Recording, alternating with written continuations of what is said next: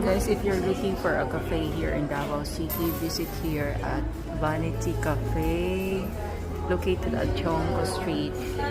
Maganda po dito, tapos malakalaki po yung table. Try nyo lang. Pero hindi masyadong spacious, limited lang. Pero parang silent.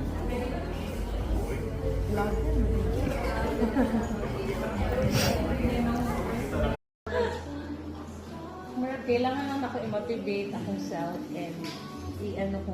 Sila niyo ako na rin.